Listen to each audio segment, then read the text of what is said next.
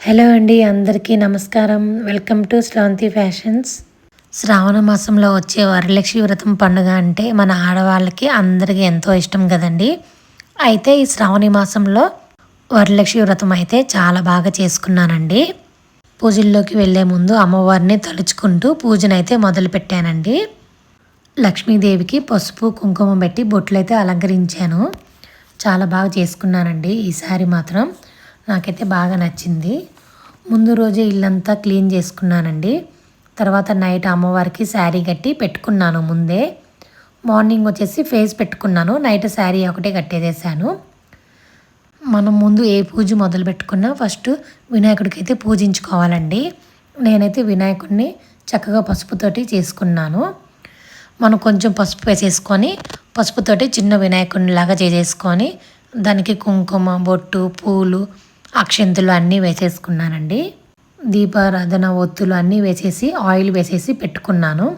తర్వాతకి ఫస్ట్ మనం వినాయకుడికి హారతి అన్నీ ఇచ్చేసిన తర్వాతకి నేనైతే కుందులన్నీ వెలిగించేసుకున్నాను. అమ్మవారికి కొన్ని ప్రసాదాలు అయితే చేశానండి. 5 ప్రసాదాలు చేశాను. అవి ఒకటి దద్దోజనం, పులిహోర, గారెలు, గుగ్గిళ్ళు అన్నీ చేశానండి. ఆ వీడియో వచ్చేసి నేను లైవ్లో చూపించాను అన్ని వీడియోస్ ఎలా చేసుకున్నానని. చాలా బాగా వచ్చింది. ఆ రోజే మంచి సబ్స్క్రైబర్స్ కూడా చాలామంది వచ్చేసారు. థ్యాంక్ యూ సో మచ్ అండి ఇలా సపోర్టింగ్ చేస్తున్నందుకు.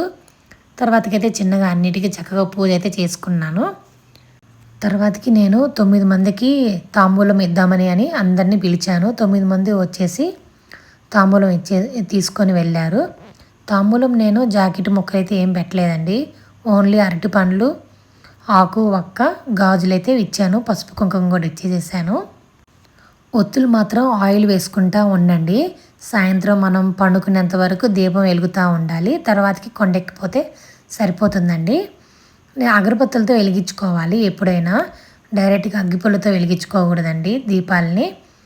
నేను 2 కుందులు పెద్దవి వెలిగించాను. 2 ఏమో వెండి ఉంటాయి కదా, వాటిలో 2 పెట్టి వెలిగించానండి. పూజ మాత్రం చాలా బాగా చేసుకున్నానండి. అమ్మవారిని కూడా చక్కగా బాగా అలంకరించుకున్నాను. నాకైతే చాలా బాగా నచ్చింది. నేను అమ్మవారికి శారీ కట్టాను కదండి, అది నేనే కట్టుకుంటాను. అలాగే మళ్ళీ జాకెట్ ముక్క కూడా పెట్టానండి.